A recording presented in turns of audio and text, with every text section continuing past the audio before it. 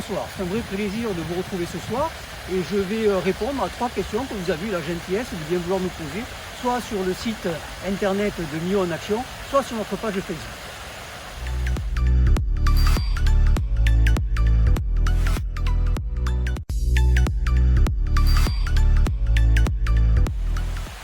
Effectivement, il est toujours possible de débattre sainement sur les priorités.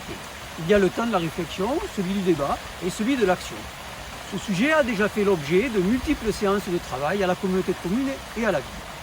Il faut savoir que 2 documents d'urbanisme orientent nos réflexions en matière de déplacement urbain.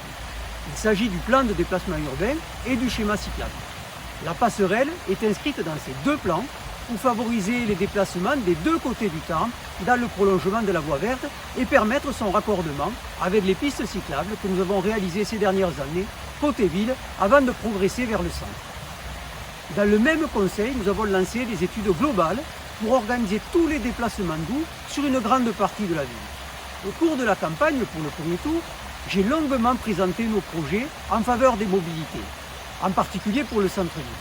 Certes, nous devons collectivement débattre des priorités car elles nous impacteront tous dans nos déplacements et nous ne prônons pas le zéro voiture, mais cela doit passer obligatoirement par une réflexion globale. Ma priorité est de lancer ce vaste chantier au lendemain de notre élection.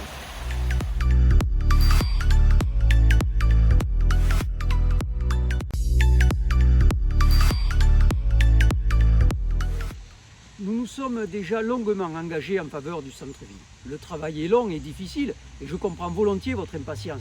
Il y a encore tant à faire. Le dispositif Cœur de Ville nous a permis de définir un périmètre d'action sur lequel nous concentrons tous les moyens financiers et fiscaux pour relancer l'attractivité et l'investissement au cœur de notre ville.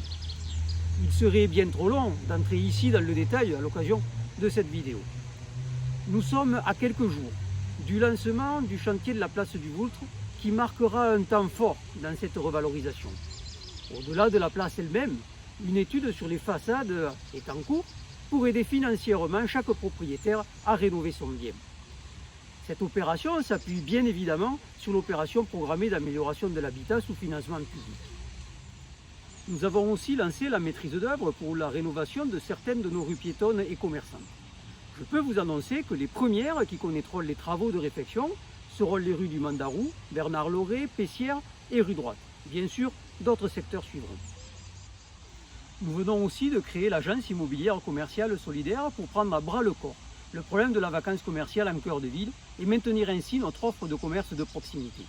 Évidemment, ce n'est pas un problème que nous venons de découvrir, mais jusqu'à présent, nous n'avions pas d'outils pour pouvoir intervenir efficacement sur ce champ d'action. C'est désormais le cas. En termes de tranquillité publique, nous avons recruté un médiateur pour être à l'écoute des tensions que nous connaissons et d'apaiser par la parole et la relation humaine les situations conflictuelles. Tout en nous appuyant bien évidemment sur le réseau de vidéoprotection que nous avons installé et quoi que l'on dise sur les patrouilles régulières de la police municipale que nous avons renforcées. Vous pouvez le constater, nous mobilisons tous nos moyens en faveur du centre-ville et tout spécialement du cœur historique. Je comprends que vous trouviez que cela ne va pas assez vite, que vous souhaiteriez que nous puissions traiter en même temps tous les problèmes.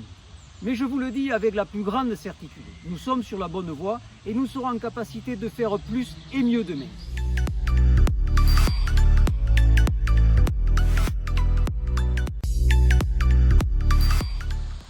Les comptes de la ville ont largement été évoqués par nos concurrents lors de la campagne du premier tour, avec un certain degré de compétition entre eux pour savoir qui serait le plus alarmiste.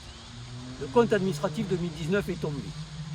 C'est toujours un moment fort de l'année budgétaire de la collectivité, puisqu'il vient sanctionner la gestion de l'équipe en place pour l'année écoulée, tout en mettant aussi les comptes en perspective.